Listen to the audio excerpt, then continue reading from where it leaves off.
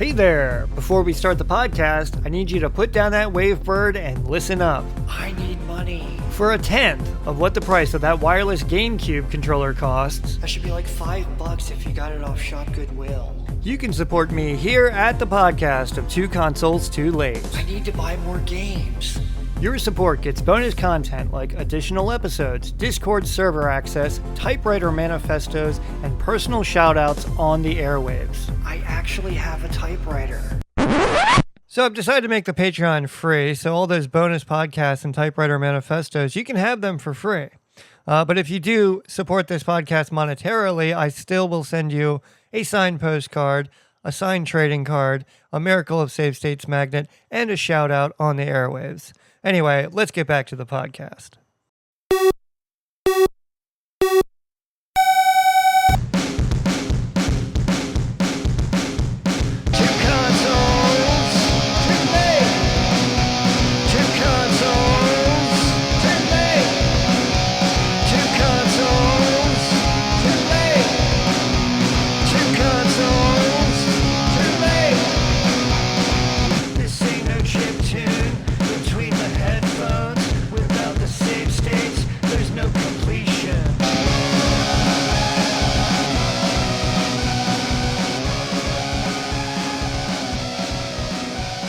Hello and welcome to the Two Consoles Too Late podcast.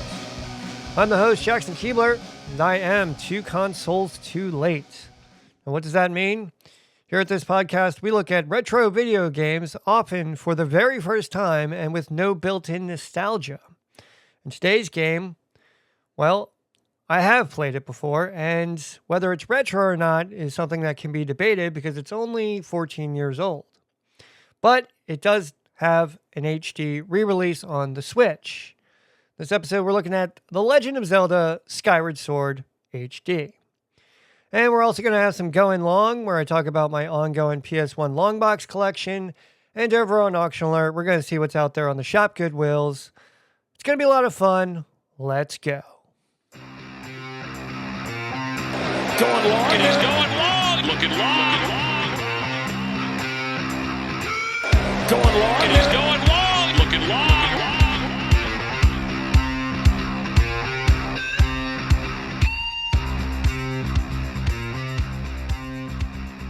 All right, what's going on with the PS1 long box collection? Well, there's been a couple developments. I just did another Going Long bonus podcast over at the Patreon. You can go over there and hear all about that. I talk about some live streams and some things that were on the Shop Goodwill.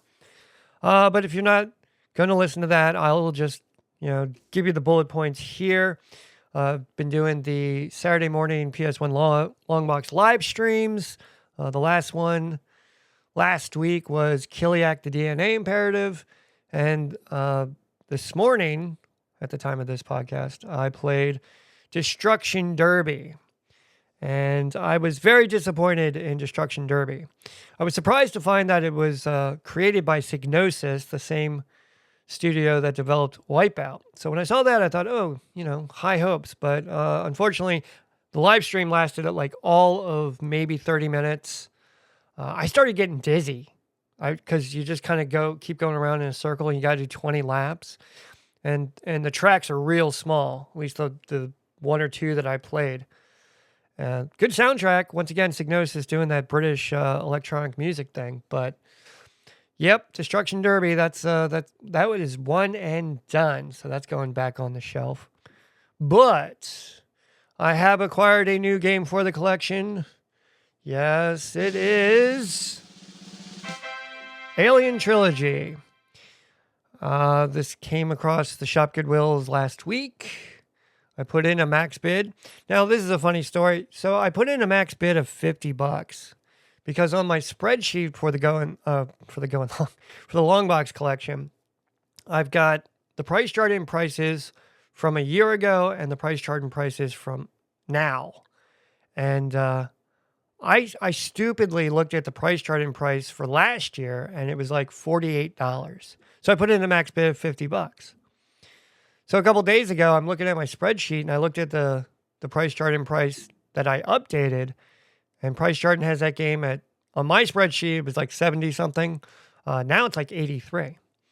So I had to update my max bid, but it was going strong at $56, but then somebody tried to snipe it at the end, and that game went all the way up to $75. But it had 1 cent shipping. Yay! We love it when things have 1 cent shipping on Shop Goodwill. Feels like you're getting one over on the man. Anyway, so yes, Alien Trilogy, that is now the banger of the long box collection. But every Saturday at 7:30, you can go over to the YouTubes and check out the live stream where I live stream a different game from the PS1 long box collection. So as I was playing The Legend of Zelda Skyward Sword HD on the Nintendo Switch, not on the Nintendo Wii, I got to thinking that the Zelda franchise is a lot like the James Bond franchise. So stay with me on this analogy. I'm going to try to keep it brief, but this is just kind of where my thinking was. Maybe, it makes sense. Maybe it doesn't. Drop me a comment. Let me know what you think. So everyone has their favorite Bond. And it's the same with Zelda, I think. All right. So Breath of the Wild, as an example, would be like the Daniel Craig of the Zelda series. Because Daniel Craig took the character of James Bond to a new place. And Breath of the Wild definitely took Zelda to a new place because it was an open world Hyrule. Ocarina of Time would be like a Sean Connery James Bond. Ocarina of Time is considered a classic, and it sort of defined the character of Zelda and the 3D gameplay. And I can keep going with this analogy, like what Wind Waker, blah, blah, blah. So as I'm playing Skyward Sword, I got to thinking, you know what? This is a lot like a Roger Moore James Bond movie. I did not like Roger Moore as James Bond. Roger Moore's James Bond was very campy, and it was very tongue-in-cheek, and if you like Roger Moore, that's fine. I think one of my favorite Roger Moore James Bond movies is The Spy Who Loved Me. It's the first James Bond movie I ever saw as a kid. But I'm not talking about James Bond. I'm talking about Zelda. So as I'm playing Skyward Sword, I thought, you know what? This is a lot like a Roger Moore James Bond movie. It's not bad, but it's not good. Skyward Sword is just... It's different, and it has way too many gadgets. You've got, just as an example, you've got the gust bellows and that drone beetle. The gust bellows, I just call it the vacuum cleaner. Instead of sucking, though, it blows. And then you've got that drone beetle that, flies throughout the area and can hit switches and pick up bombs and hearts and whatnot. Interesting dynamic to the gameplay, but once again, it's very gadget heavy, which is a lot like James Bond. So Breath of the Wild didn't have any of that, or Tears of the Kingdom. The only gadget in Breath of the Wild was your Sheikah Slate. But yet, a lot of Skyward Sword is in, at least, Tears of the Kingdom. In Tears of the Kingdom, you've got the constructs, you've got skydiving, you have a stamina meter, you got the sailcloth, which was kind of the precursor to the paraglider, the Thunderhead Isles. I'm sure there's more that I'm missing, and if I am, once again, drop me a comment and enlighten me. So I decided to sit down and play Skyward Sword HD. I did not want to play the Wii version with those goddamn motion controls, which makes Skyward Sword very divisive, or those god-awful motion controls. But it took me, without the motion controls, it took me nearly 40 hours to complete Skyward Sword. And I didn't do a lot of the side quests either. I mean, that's all pretty much main quest. Go here, get this, come back. Go here, get this, come back. I mean, I think I may have done a couple side quests for whether some gratitude crystals. Did a couple of those. Just because I just kind of wanted to break it up and, do something different. But at the end of the game, I ended up with 15 hearts, which was more than enough to finish the game.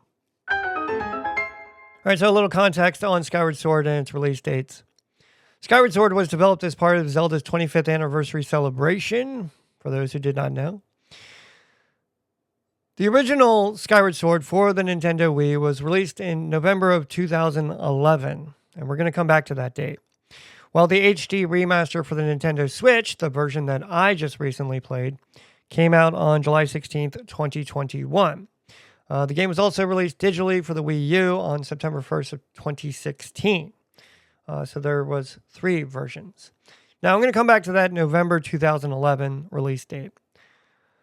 For SNGs, I was like, okay, what else came out in November of 2011 that was competing against this mega franchise from Nintendo? And Skyward Sword was facing off against Call of Duty Modern Warfare 3 and Elder Scrolls 4 Skyrim. So just those 2 games alone, I'm pretty sure that Skyward Sword was dead on arrival. But, I mean, the sales figures kind of tell a different story. This is from Wikipedia, so I kind of take it with a grain of salt. Skyward Sword HD sold 4.15 million units. And it surpassed the original Wii's lifetime of sales, which was 3.67 million units. So all combined between the Wii and the Switch, you're looking at almost 8 million copies of Skyward Sword. And later on Auction Alert, we'll see how many copies are over on the shop Goodwills.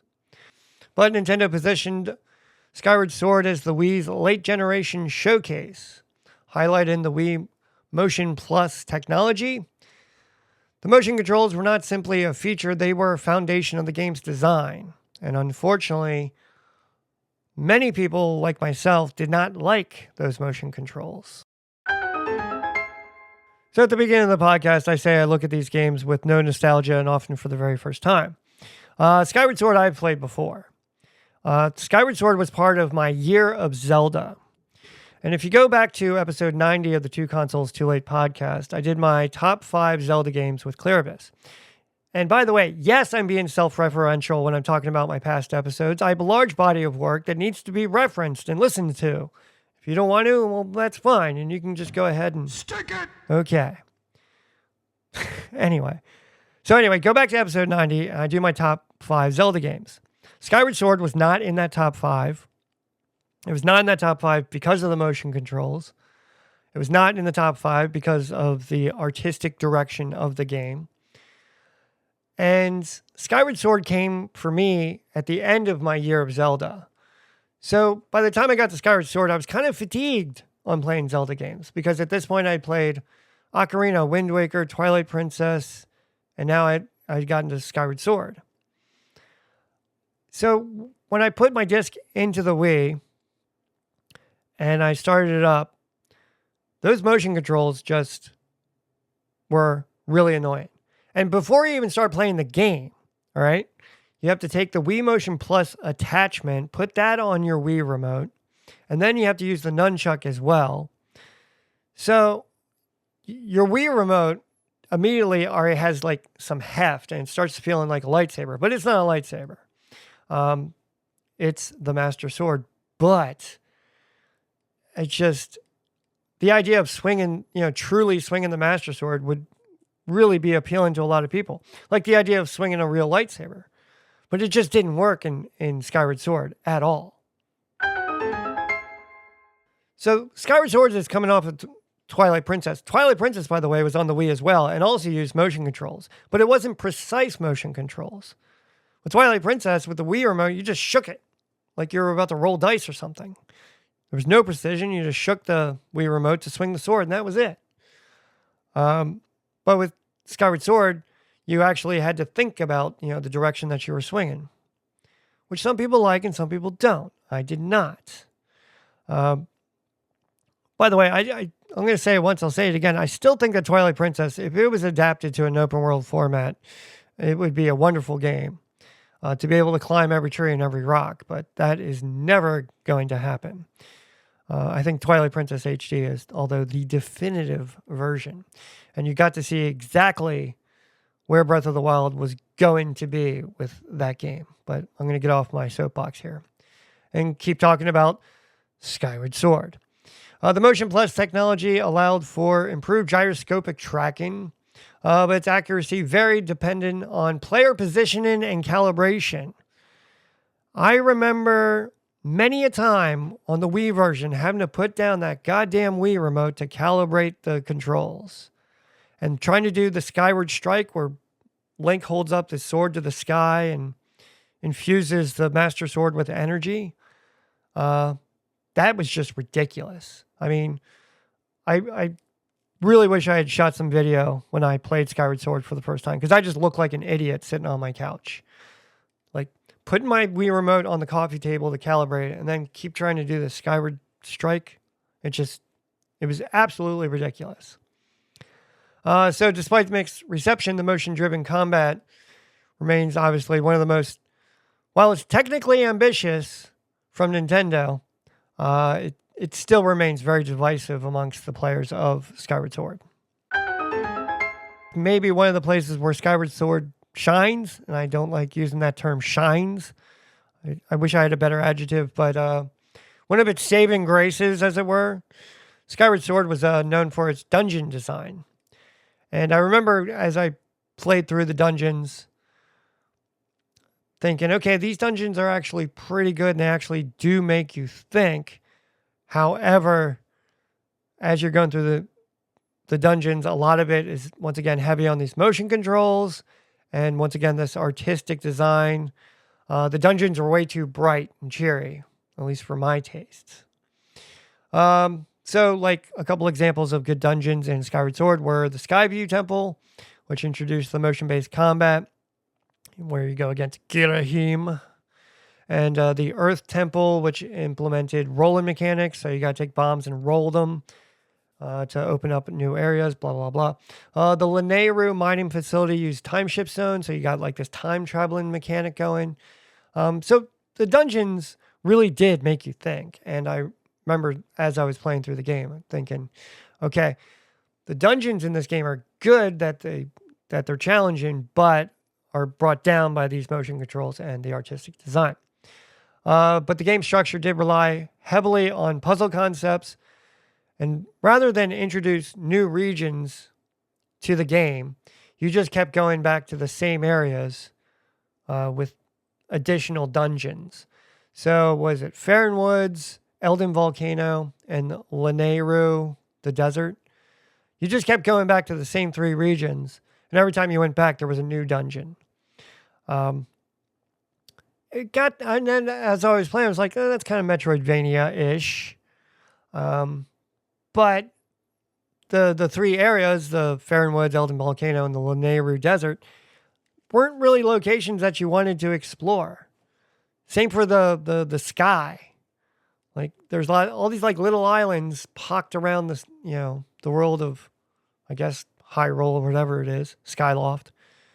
But you didn't want to explore. And the locations felt very claustrophobic. They felt very small and very closed in, which I did not like. But once again, I'm kind of holding this game against Twilight Princess, and I'm trying not to hold it against Breath of the Wild. But as I'm playing, I am seeing how Skyward Sword was informing Tears of the Kingdom and Breath of the Wild for the better. So I don't want to completely diss on Skyward Sword. I'm really trying to defend it. It's just, once again, going back to the James Bond thing, you got your favorite, and this one's just not my favorite. All right, the boss fights of Zelda. Once again, not good, not great, but it worked. The big boss of Zelda Skyward Sword is Girahim. And I'm always, whenever I pronounce it, I always think I'm pronouncing it wrong. So I'm going to go off on a little tangent here with Girahim. And I'm not sure if it's just me, but I think this was by design. That Girahim was very androgynous. And there's a lot of androgyny throughout Skyward Sword. Example being, as I was playing, Zelda was on screen doing something. And my wife was walking through the room and she said, "Who is that?" And I said, "Well, that's Zelda. You know who Zelda is."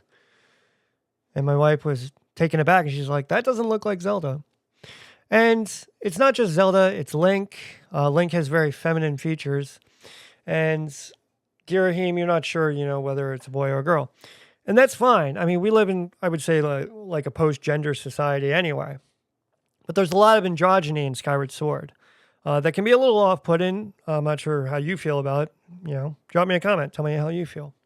So Girahim, this villain, very creepy. And the androgyny sort of adds to that. So Girahim, I would say, is a very interesting villain. The Imprisoned. What heavy sigh, right? You fight this boss, the Imprisoned, outside the Temple of Time, like 3 times. Or the Sealed Temple, I forget the location. It's in Faron Woods. Anyway, you fight this boss 3 different times. And, of course, each time it's a little bit more difficult. But I think one was sufficient. But having to do that boss fight 3 times was a bit much. And it's just a giant worm thing with spiky hair, with a nail sticking out of its head. And it moves quite slowly, and you gotta like hit its toes, and then once you hit all of its toes, it falls over, and then you gotta drive the spike back into its head 3 times. Not a hard boss battle, an annoying boss battle, I'll say that. So I was not a big fan of the Imprisoned. A couple honorable mentions though. Galactos. Galactos was I would say a Buddhist-inspired boss who has like multiple arms. And then you have Servos, the robotic pirate. And Servos, you have to fight that boss twice. And it's an easy boss fight, but at that point, I was kind of getting done with Skyward Sword, and I was sort of rushing. So I actually died a couple times against Servos. But the boss fights, once again, not a lot there. The big one is of course, Girahim. So Skyward Sword received strong reviews, but it did divide players. Once again, the motion-centric controls, the linear progression of the game, and the repeated region structure were huge points of contention, especially here at the podcast. But the HD remaster, the version that I played, reintroduced the game with button-based controls, streamlined dialogue, and reduced interruptions from Fi, the goddess of the sword. Those changes led many players, including myself, to sort of reevaluate the game more positively. I was very reluctant to play Skyward Sword again. When I came to play Skyward Sword, I wanted to play, for me, what I call a comfort game. And the Zelda games are definitely that. And I was like, okay, I could play Twilight Princess, I could play Ocarina, I could do the Master Quest, I could play Breath of the Wild. But I decided, you know what, I bought the Switch version, and I really did, I played it for like maybe an hour at best. So I sat down with Skyward Sword HD and muscled through it. And once again, it took 40 hours. And that's a lot of game. 40 hours? I mean, on the shelf right now, I've got Fallout 3 New Vegas. That definitely is a 40-hour game. Breath of the Wild is definitely a 40-hour game. At the time of its release, it was going against Skyrim. That's like 100 hours. So for Skyward Sword to be a 40-hour game, I was just, especially with the motion controls, if you were playing on the Wii and you were constantly having conversations with the goddess of the sword, Fi, it just kind of, a lot of fatigue with Skyward Sword. But it is an essential part of the franchise. And it establishes the origin of the Master Sword, defines the cyclical nature of the Link-Zelda Ganon conflict, and it provided a lot of groundwork, definitely, for Breath of the Wild, and especially Tears of the Kingdom, once again, like with the skydive and the constructs and all that. So I sat down once again and I played Skyward Sword, the HD version. After playing the HD version, does it enter the top 5? No. It's still, because, of the different things, even without the motion controls, it's not going to make the top 5. Is it good? Yes. But like going back to the beginning, it's like the James Bond franchise. Everyone has their favorite. The Skyward Sword is just not one of my favorites. The music of Skyward Sword is very interesting. And I just learned something from my son. The main theme of Skyward Sword is the Ballad of the Goddess, but the Ballad of the Goddess is a different song played backwards. Now, what is that song? It's Zelda's lullaby being played backwards. So now, of course, Through the miracle of GarageBand, I'm going to take the Ballad of the Goddess and play it back in reverse and see if it sounds like Zelda's Lullaby, okay? Or you could play Zelda's Lullaby backwards.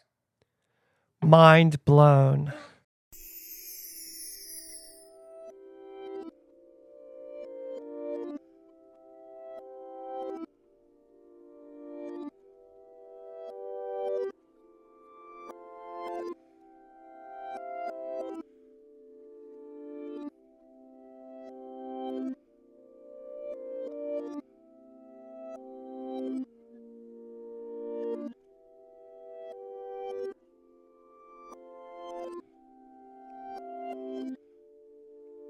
Is it the Beatles or is it Pink Floyd where if you play one of the songs backwards, there's a secret message?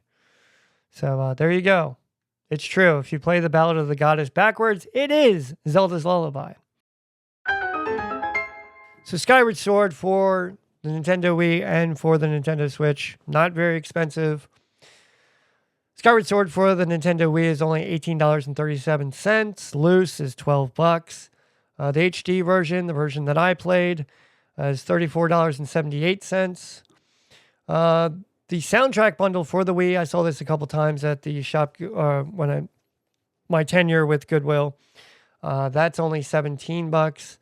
But I think the big quote unquote collector's item when it comes to Skyward Sword is the controller bundle. It was Skyward Sword, got paired with the gold Wii remote. Price chart only has that at $32, but that gold Wii remote goes for a pretty penny, and hopefully we can find one over on Auction Alerts. Auction alert. The Skyward Sword Wii remote is one of those collector's items that it's always been on the radar, but I just haven't picked one up just because I wouldn't use it that often. But it's always on the radar, especially whenever there's one available. For those who don't know, so Skyward Sword got bundled with a Wii remote. The Wii remote was gold. It had the logo of Hyrule on it, and it had the built-in Motion Plus, so you didn't have to put that attachment on your Wii remote. That Wii remote, to this day, still goes for a pretty penny. Currently, though, on the Shop Goodwills, when you do a search for Skyward Sword, right now, there's the Wii remote with the 25th anniversary soundtrack disc. That has 2 bids. It's going for $16 with 2 days left on the auction. That is coming from True North Goodwill. Where the hell is True North Goodwill? I gotta know. Duluth, Minnesota. Ooh, freezing their butts off up there. So anyway, that's available on the Shop Goodwills. But that's the only Wii remote available. Copies of Skyward Sword right now, it's being bundled with a whole bunch of games. One bundle, it's coming with Mad World and Mario Strikers. Another listing with 1 cent shipping. It's a buy it now at $32.80, $32.80. That's coming with Donkey Kong Country and Super Paper Mario. Another one is coming with Twilight Princess for the Wii. No bids on that one. And another bundle going with Super Mario Galaxy 2 and Mario Strikers. So yeah, copies of Skyward Sword easily had. No copies for the Switch on the Shop Goodwills. If there are, then it's being bundled, but I don't know why it would be. But for S&Gs, sold listings for that gold Wii remote, I looked it up. In the last 30 days, just a couple examples, $26 tested, $45.92 with 1 cent shipping. Not sure if that's sold, but that was on there. And sold copies of Skyward Sword, $22.96. Skyward Sword Premier Edition and the Twilight print. These are strategy guides. The strategy guides didn't sell. $24.99, 5 bids. $13, 3 bids. That one came with the soundtrack. Loose disc didn't sell. Blah, blah, blah, blah, blah, blah. So anyway, the big collector's item when coming out of Skyward Sword is that golden Wii remote. Once again, it's always been on the radar here. Just haven't picked one up because I don't use my Wii enough to justify purchasing one. But it's something that I've always wanted. It's something that's cool, something that's different, and can be had on the Shop Goodwills. When I knew I was doing the episode on Skyward Sword, I went over to my Instagram at 2consoles2late, and I posted a picture of the Skyward Sword HD cover art asking people what they thought. And here's a few comments from the Instagram. Hatstack Mike says, I absolutely love Skyward Sword.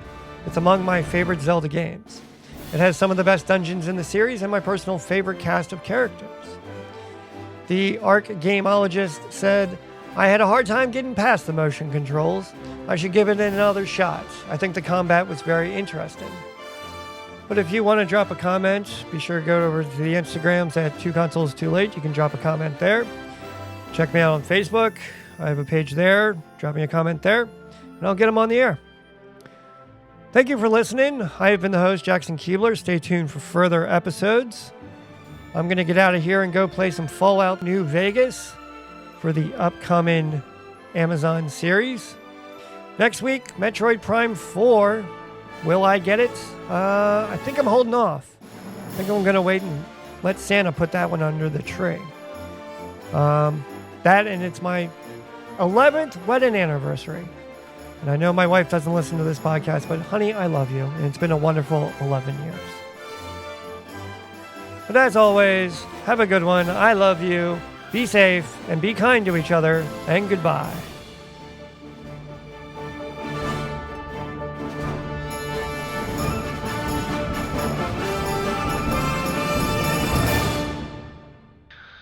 But Nintendo positioned Skyward Sword as the Wii's late generation showcase, highlighting the Wii Motion Plush tech plush.